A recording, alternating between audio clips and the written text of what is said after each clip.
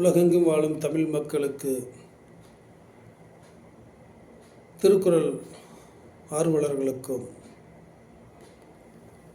இந்த திருக்குறள்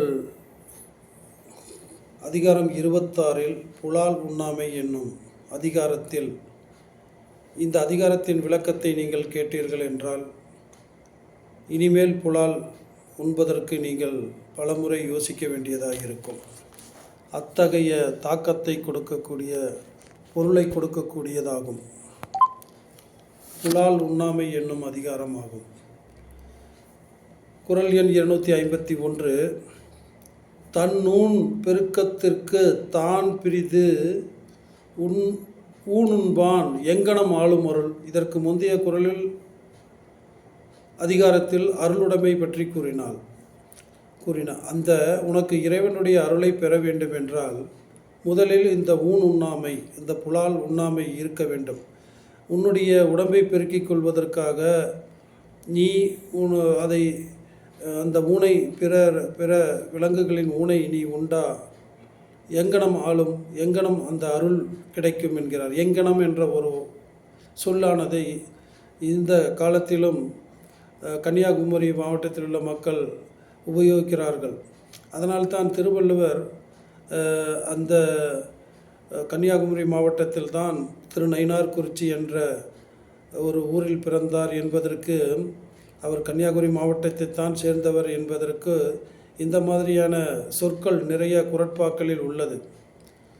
எனவே இந்த குறளில் இறைவனுடைய படைப்பில் புல் பூண்டு செடி கொடி மரம் புழு பூச்சி விலங்கு என ஒவ்வொரு உயிரினமும் உணவு உண்டு வாழ்வதற்கு இறைவன் வழிவகுத்துள்ளார். ஆறறிவு கொண்ட மனிதர்களின் பரிமாண வளர்ச்சியில் இயற்கையில் கிடைக்கும் உணவுகளை உண்டு உடலை வளர்க்க வேண்டும். அதுதான் அறநெறி. அதுதான் வாழ்க்கையில் நாம் கடைபிடிக்க வேண்டிய சிறந்த நெறி. அதை விட்டுவிட்டு பிற விலங்குகளை கொன்று அதனுடைய ஊனை உண்பது ஒரு பாவச் செயலாகும். அதனுடைய மாமிசத்தை சாப்பிட்டு வாழ பழகி கொண்டனர் இந்த காலகட்டத்தில். ஆனால் மனிதன்தான் இந்த புலாலை உண்ணக்கூடாது என்கிறார். ஆனால் விலங்குகள் ஒன்றுக்கொன்று, சிங்கம் புலி போன்றவை வலிமையுடைய விலங்குகள் வலிமை குறைந்த மற்ற விலங்குகளை அடித்து சாப்பிடுவது என்பது இறைவனால் அந்த சுழற்சி முறையில் படைக்கப்பட்ட ஒன்றாகும். அது ஏனால் விலங்குகளுக்கு ஆறறிவு கிடையாது. ஆனால் மனிதனுக்கு உனக்கு ஆறறிவை கொடுத்துள்ளார். எது நல்லது, எது கெட்டது, எதை சாப்பிட வேண்டும், எதை சாப்பிடக்கூடாது என்ற ஒரு விஷயத்தை நம்மால் புரிந்து கொள்ள முடியும். அதனால் இந்த குறட்பாவில் தன்னூன் பெருக்கத்திற்கு, தன் ஊன் என்றால் இந்த மனித சரீரம் சதையும் இரத்தமும் எலும்பும் உள்ளது என்று நாம் அனைவரும் அறிவோம். அதனால் அதை இந்த மனிதனுடைய உடலையும் ஊன் என்கிறார். பெருக்கத்திற்கு தனது உடலை வளர்க்க, பெருக்கத்திற்கு உனக்கு உன்னுடைய வலிமையை பெறுவதற்கு, மசில் சக்தி அல்லது அந்த தாக்கத்தை பெறுவதற்கு இயற்கையில் கிடைக்கக்கூடிய காய்கனிகளையும் தானியங்களையும் நீ பழங்களையும் உண்டு உடலை பெருக்க வேண்டும். அதை விட்டுவிட்டு ஏன் இந்த விலங்குகளின் ஊனை உண்ண வேண்டும்? தானூன் பெருக்கத்திற்கு தான் பிரிது. தனது உடலுக்குள் இந்த மாதிரியான பயனற்ற பிற விலங்குகளின் சதையை உண்ணும் இம்மாதிரியான மனிதர்களின் செயல்கள் ஊனுண்பான். ஊன் என்றால் சதை. மனித சரீரத்திலும் உள்ளது, இதுவும் மாமிசமே.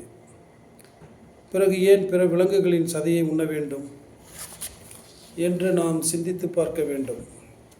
அதனால் அதை நீ தவிர்த்தால் மட்டுமே முந்தைய அதிகாரத்தில் விளக்கியது போல உனக்கு அந்த இறைவனுடைய அருள் உனக்கு கிடைக்கும் என்கிறார்.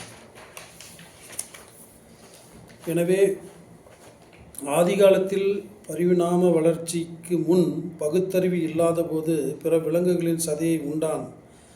ஆனால் பகுத்தறிவு பெற்ற பின்னர் மாமிச சதையை தவிர்க்க வேண்டும். இரக்கமில்லாமல் ஆடு மாடு கோழிகளை கொல்தல் பாவச் செயல்.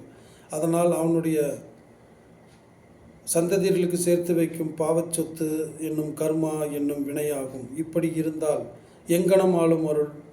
எல்லா வகையான மாமிசங்களையும் ஊனையும் தனது உடலுக்குள் திணித்து தனது உடலை பெருக்கி வளர்த்தி நீ வாழ்ந்தால் இறைவனை வணங்கும் மக்களுக்கு எவ்விதத்தில் இறைவனுடைய அருள் கிடைக்கும்? எனவே இறைவன் அருள் புரிய வேண்டும் என்றால் மாமிச சதையை உண்ணாமல் வாழ வேண்டும் என்று இந்த புலால் மறுத்தல் என்னும் அதிகாரத்தில் முதல் குறட்பாவில் தன்னூன் பெருக்கத்திற்கு தான் பிரிந்து ஊனுண்பான் எங்கனம் ஆளும் அருள் என்று விளக்குகிறாள். நன்றி, வணக்கம்.